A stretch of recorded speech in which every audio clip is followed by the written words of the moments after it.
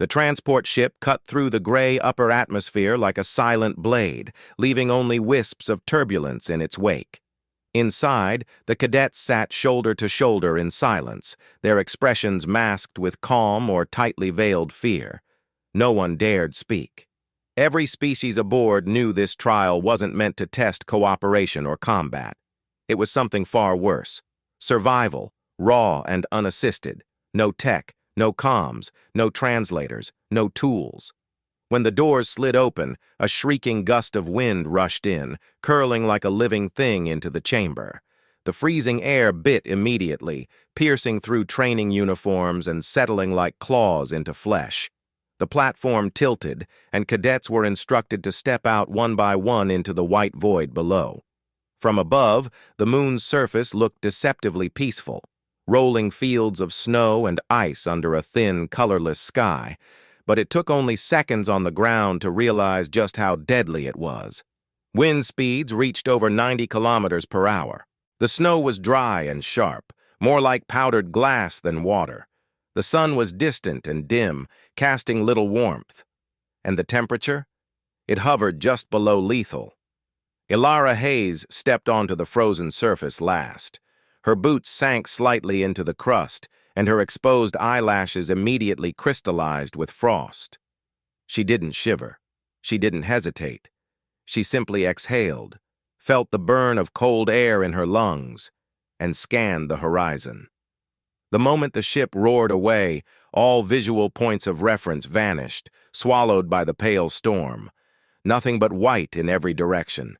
She had trained for this, not this exact trial, not this specific moon, but survival without gear, without fire, without hope. It was the kind of training passed down quietly on Earth, not by government instructors or academy simulations, but by stubborn hikers, old ranchers, and veteran bushcraft survivalists.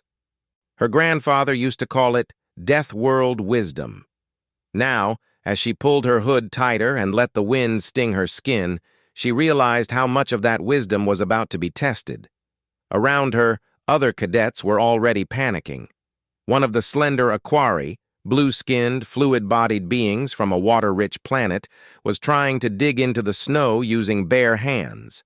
The cold cracked his skin within minutes, and he began howling, his fingers bleeding and stiff. Another cadet, a tall insectoid from the Thascari brood, simply curled into a fetal position and began vibrating violently in place, his body unable to generate enough heat to stay conscious. Within the first hour, 3 had collapsed. Ilara did not go to them. It wasn't heartlessness, it was logic.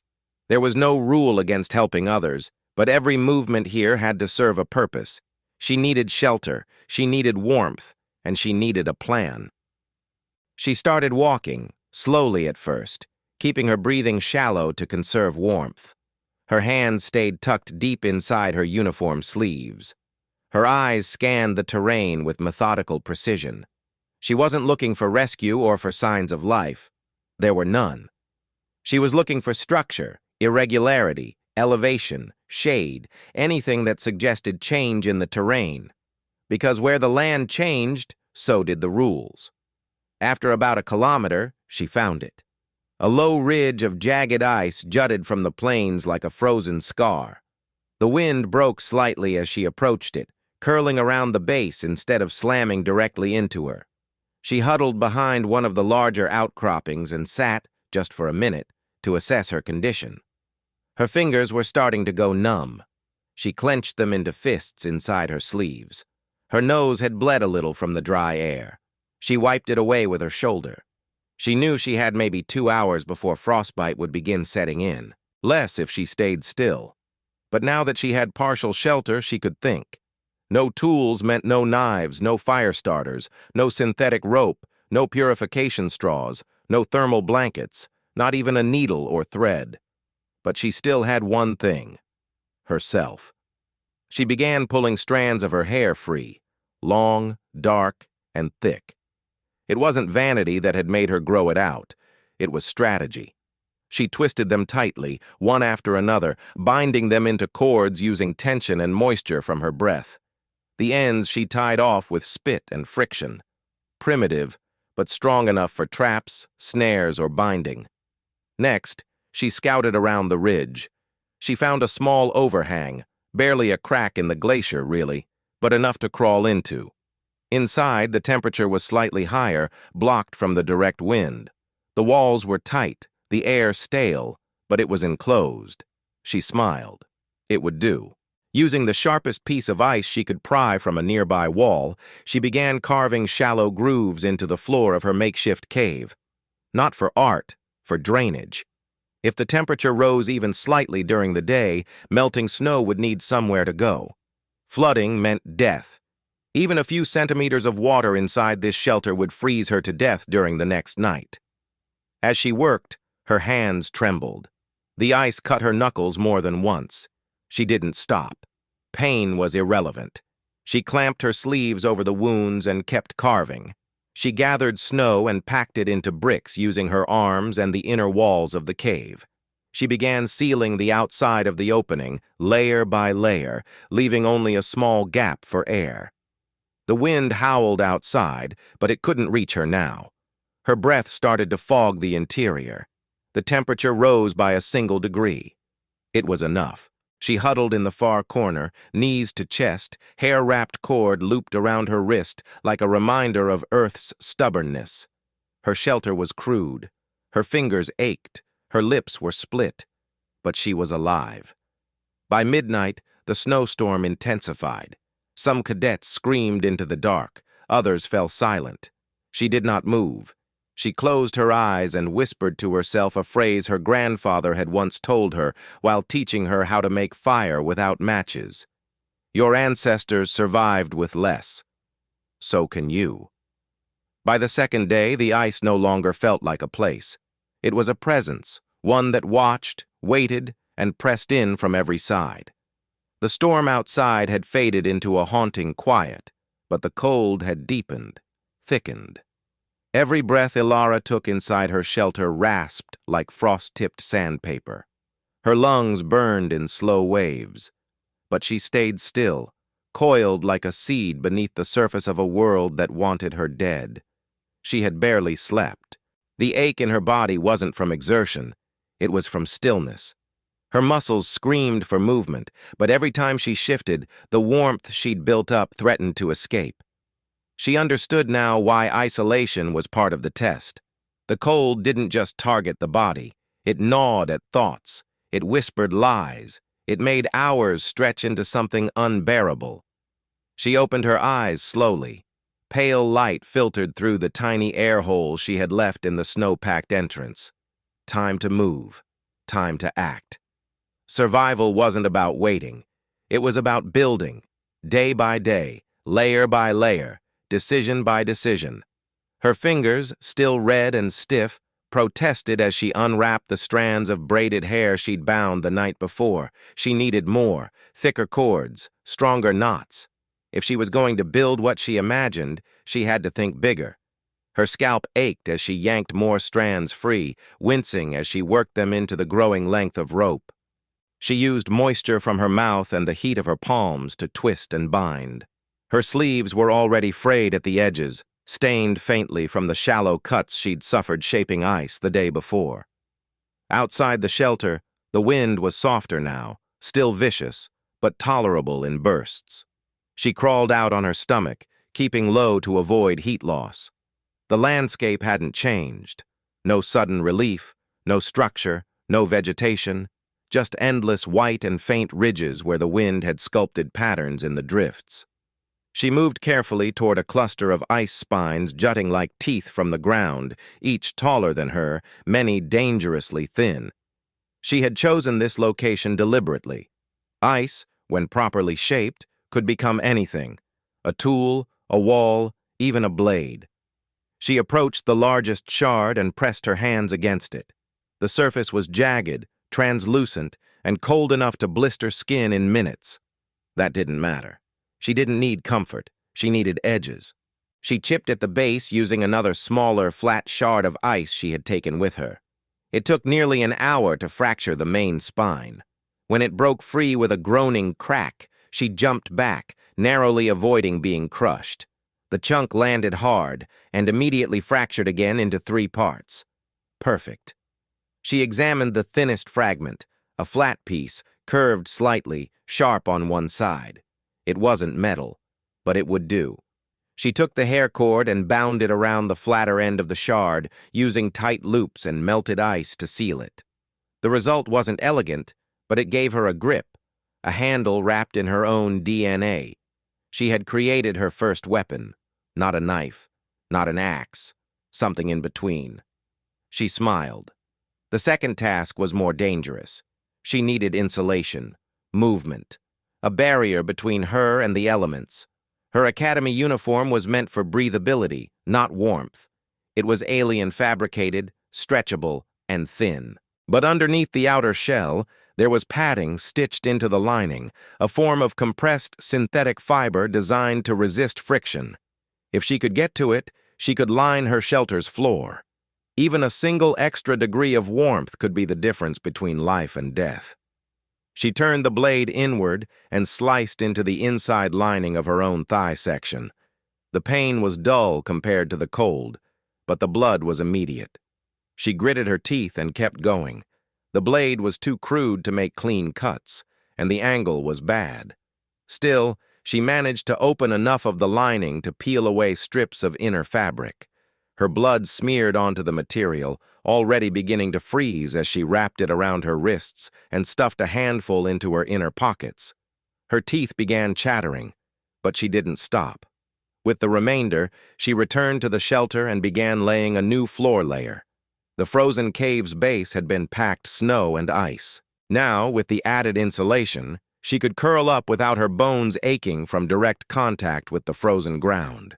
She wiped the blood from her thigh with snow, hissed through clenched teeth, and sealed the cut using a method that would make her instructors scream, a handful of snow followed by pressure and hope. Back inside, she set to work building a crude brace for the blade. She needed it to last. She snapped a frozen rodent femur she'd found near the ice spires. It had likely died in an earlier trial. Hollow, light, and strong enough. She fitted the blade between 2 pieces of bone, then wound the whole thing together using melted ice, tension, and more hair. Her scalp felt raw now, but she didn't care. By the time she finished, the interior of her shelter was darker. Outside, the light was fading again. Another night, another drop in temperature. She crawled into the far corner, placing her new tool near her chest to warm it with body heat and prevent cracking. She curled tighter than the night before. She thought of home. Not because she missed it, but because she didn't. Earth felt far away now. It always had, even before the academy. She remembered the warmth of her mother's kitchen, the noise of cities, the damp of real rain. And yet here, in this hostile place where no help would come, she felt more honest. No masks, no ranks, just reality.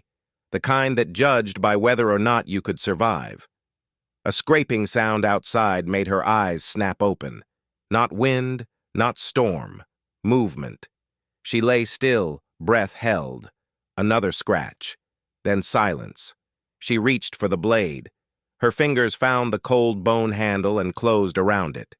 Minutes passed. Nothing happened. Then a distant crunch. Something heavy. She didn't move.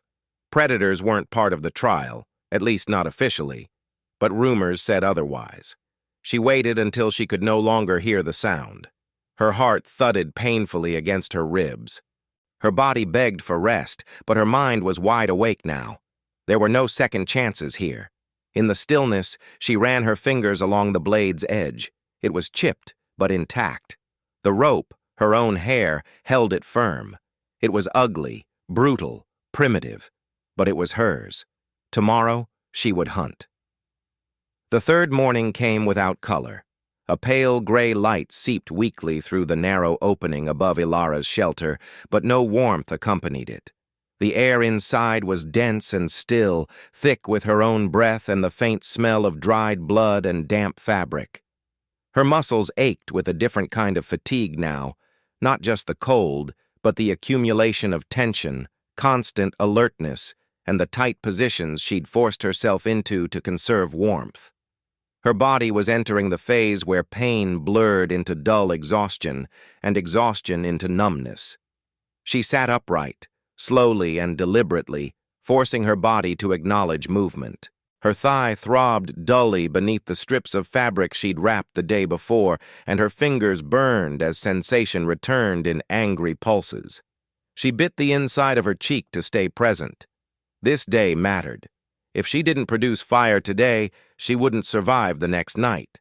She had no magnesium, no flint, no matches, not even a wire or lens.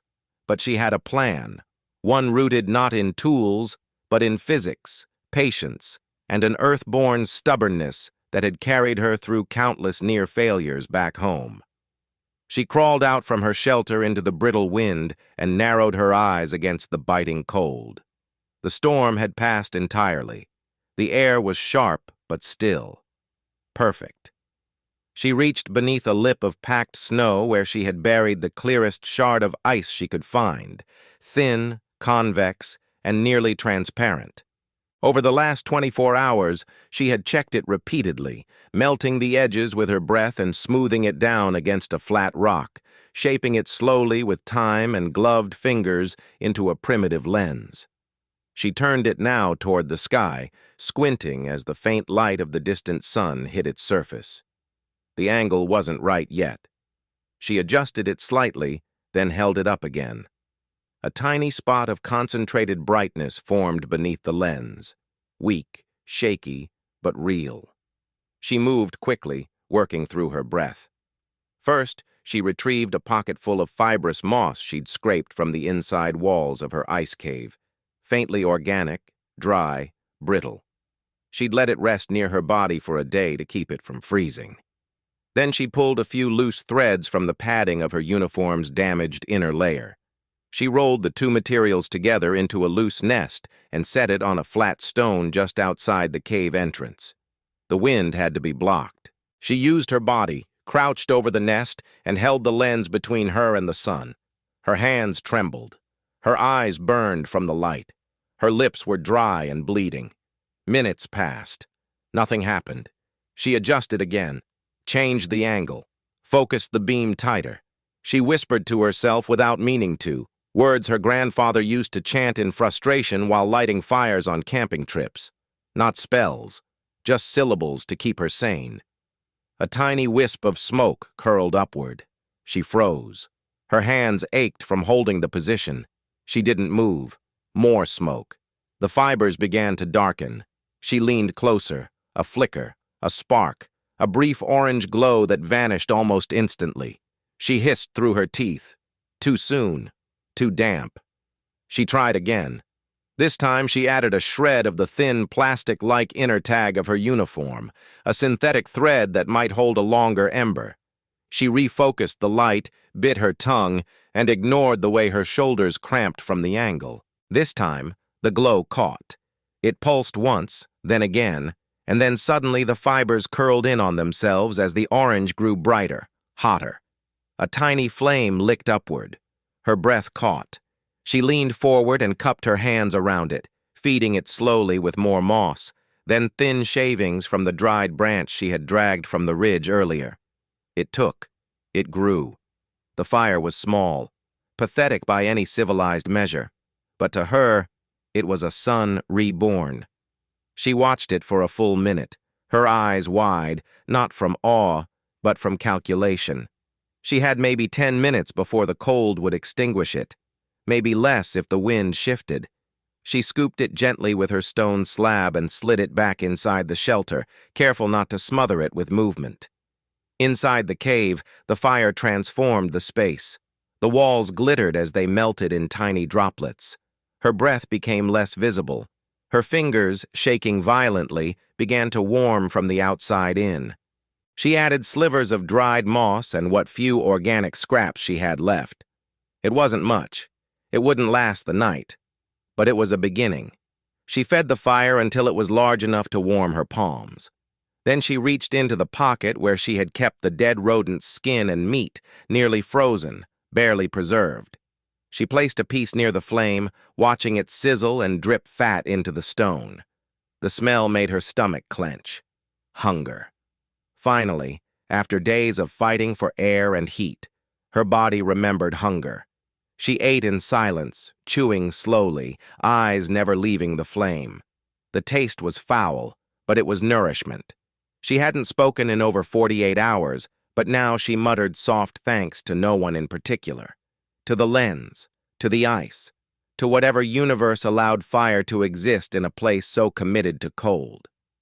When the meat was gone, she leaned back against the wall, firelight flickering across her face. She hadn't noticed how dark her nails had gotten from dirt and blood. Her face felt stiff, coated in a thin layer of salt and grime. Her eyes ached from the light, but she didn't care. This was power. Not control over others, not weapons or dominance, but the raw, primal power of turning death into warmth. Later, as the fire began to die, she added one last strip of moss and pressed her forehead to the icy wall behind her. She didn't sleep. She didn't cry. She simply stayed still, allowing herself, for the first time since the trial began, to feel something other than calculation. She wasn't safe yet. The fire would die before dawn. She still needed fuel. She still needed insulation. She still needed protection from whatever had scraped outside her shelter the night before. But now, she had heat. And in a world without tools, where every alien cadet had been stripped of technology, training, and comfort, she was the only one who had carved a spark out of nothing. Tomorrow, she would learn if the others had done the same. The fire had gone out before dawn. Ilara knew it would. She had watched the final ember fade sometime in the deep hours of the night, too tired to move, too alert to sleep.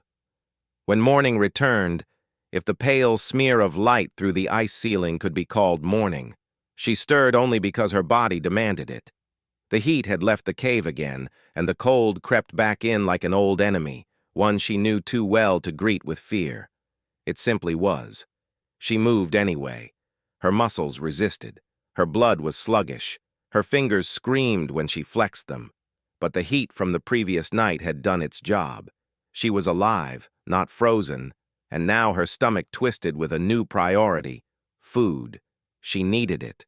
Not a bite, not a scrap, a kill, something large enough to restore what she'd burned over the last 3 days. Ilara wrapped herself tightly in the fragments of her torn uniform and used snow to scrub the dried blood from her leg and chin. The cave smelled of smoke and charred meat. Good. Let it. Predators feared fire. Sometimes. She slung the bone-handled ice blade across her shoulder using her longest cord of braided hair. It wasn't a proper sling, but it would keep the tool close and her hands free. Her scalp ached again. She no longer cared. She had one working tool. That made her a force. Outside, the air was dry and still. The sky hung low and flat, the same endless pale gray. But the snow was different now. It had shifted overnight. Small claw marks dented the drifts near her shelter, two-toed, shallow, but spread in wide arcs. Not random. Tracks. She crouched low and touched one. The edge was fresh, the center packed.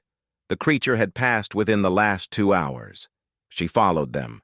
Every step forward required focus. The wind had erased part of the trail, but not enough. She recognized the pattern. The stride was short, the spacing uneven. The beast was limping, possibly wounded, possibly old. Perfect. The tracks led her east toward a broken shelf of glacial cliffs, where ice jutted upward like the fractured ribs of something ancient.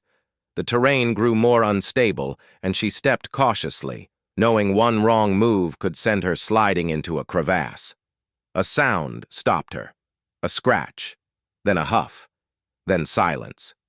She pressed herself against the ice and waited. A moment later, she saw it. It was small, dog-sized. Gray-blue fur, thin and coarse.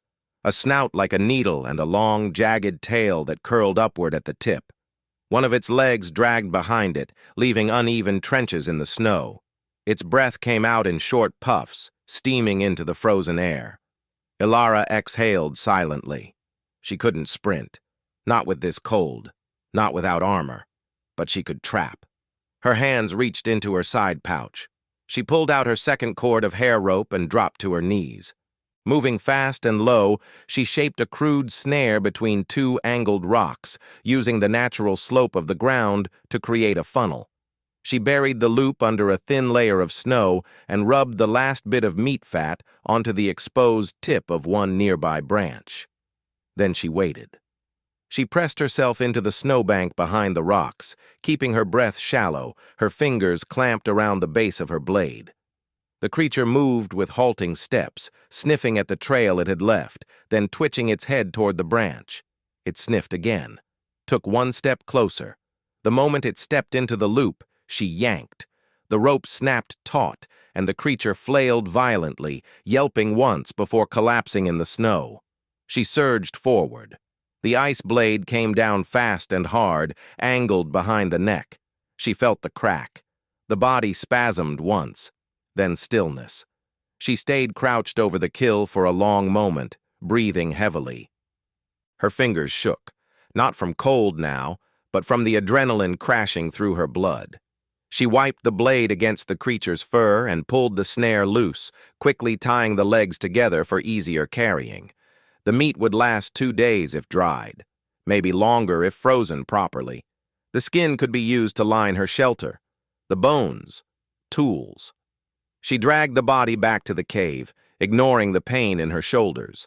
Inside, she laid it across a flat section of packed snow and began cutting.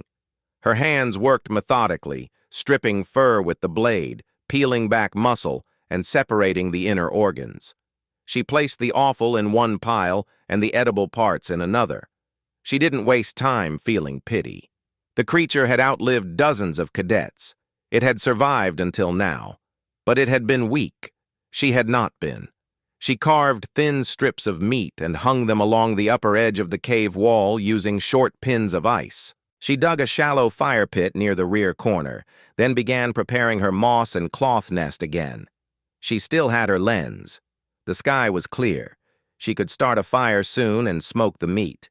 If she got the timing right, the cave would fill with enough heat to stay warm through the night and preserve most of the protein.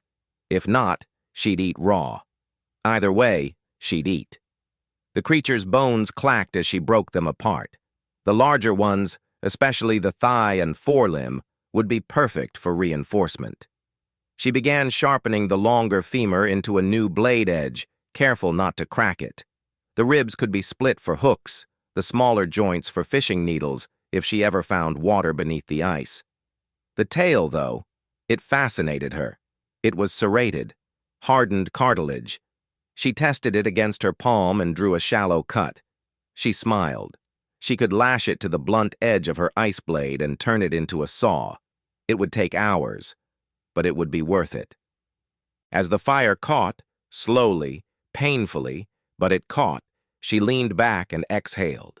Her hands were coated in blood, her clothes stiff with drying gore. But the cave was warm. The fire flickered, the meat smoked above, and her stomach, finally, was full. Then she heard it. A sound from beyond the cave mouth. Not wind, not storm. A voice, soft guttural, faintly melodic. She froze. Another cadet. She moved quickly, dousing the fire with snow, grabbing her blade. She crouched low behind the meat rack, ears straining. The voice came again, closer now, a whispering language she didn't understand. Alien. Then a form passed in front of the cave mouth, tall, thin, glowing eyes beneath a ridged skull, a species she didn't recognize. She didn't speak. She didn't move. The figure paused outside, sniffed the air, then vanished from view. She waited another hour before relighting the fire. In that hour, she considered everything: her tools, her food, her weapons, her cave. She was no longer alone, but she was ahead. Ilara kept the fire low through the night, letting it burn blue and slow, a whisper against the walls of her shelter. Every hour, she added a single sliver of frozen moss or a curled slat of bone just to keep the embers alive. She didn't sleep. Not because of the cold, not even because of the noise, but because of what she'd seen. The silhouette outside the cave had changed everything. Not the alien cadet himself, but what his presence meant. She was no longer the only one still moving. That changed the stakes. The trial had started with 100 cadets from 23 different species. No alliances, no communication, no rules, just a shared directive. Survive without tools for 10 days. The instructors hadn't promised that cadets would be separated. They had only promised that the world would not be fair. Ilara had taken that to heart. But now she had to consider something new. If another cadet had wandered close to her shelter, he might have smelled the smoke. Worse, he might have followed it. By morning, she had eaten a full ration of dried meat, reinforced her bone-handled blade with the creature's tail cartilage, and packed a satchel of supplies. Strips of rawhide, extra rope, sharp slivers of rib bone. Her movements were methodical. She wrapped her lens in moss and tucked it close to her body. The rest she buried beneath snow at the rear of the cave, an emergency cache. If she lost everything else, she could come back to it. She stepped outside. The air was quiet, crisp, and colorless. No tracks near the entrance, no motion along the ridgeline. Still, her instincts screamed. She walked southeast, opposite the direction the figure had come from. Not to flee, to scout, to know. Within an hour, she found the first sign. A camp. Shallow, pathetic. Carved into a snowbank like a child's shelter, it had no fire pit, no insulation, and no barrier against the wind. Inside, huddled and half-frozen, lay a cadet from the Rivalen species. Tall, sinewy, and covered in translucent scales that now flaked away like frost-bitten skin. He opened his eyes when she knelt beside him. He blinked once, twice, then groaned. She said nothing. There was no common tongue. But he reached toward her pouch with trembling fingers, and she understood. She gave him half a strip of meat. He chewed slowly, wincing with every bite. She stood to leave, but he reached for her again, not for food, but to press something into her hand. A fragment of ice, clear, shaped like a disc, a second lens. She looked at him. He nodded weakly. He'd made it too. She left him there with what little warmth the meat might provide. She couldn't carry him. She wouldn't drag him. That wasn't cruelty. It was survival. If he had made it this far, he had earned the right to face the last hours on his own terms.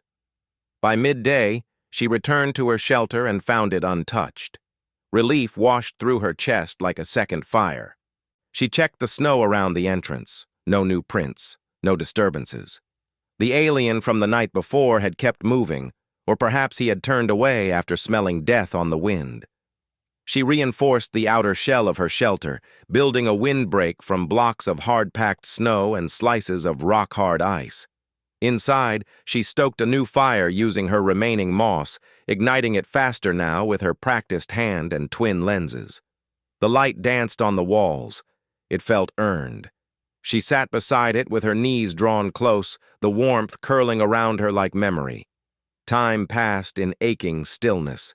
Then, without warning, a horn echoed across the sky, low, pulsing, and unmistakably artificial. The sound came from above, as if the clouds themselves had spoken. The trial was over. She stood slowly. The sound repeated twice, then ceased. Silence followed, absolute and suffocating. Then, faintly, she heard the hiss of descending engines, felt the vibration in the ice beneath her boots. The retrieval ship. She stepped outside. In the distance, a sleek metallic craft broke through the clouds and lowered itself onto the ice plain. Its engines melted the top layer of snow into steam. No ramp extended, no instructor appeared. Just a spotlight scanning the ground, wide and slow. Ilara walked toward it. She didn't run. She didn't wave. She walked. As she approached, the ship's ramp hissed open, revealing a dark interior. At the top stood a humanoid figure, her instructor, a dark-skinned woman in a thick academy uniform with mirrored goggles and a silver badge at her chest. She said nothing. She simply waited. Ilara climbed the ramp. Inside the ship, warmth hit her like a blow. Artificial, clean, merciless. She blinked hard against the brightness of the overhead lights. Around her, a dozen other cadets stood or sat in silence. None spoke. Some looked worse than others, wrapped in torn layers, frostbite evident on fingers and ears. Some stood straighter. 2 had wounds wrapped in cloth or moss. All were alive. She took her place near the rear wall. No one acknowledged her. That was fine. She didn't need acknowledgement.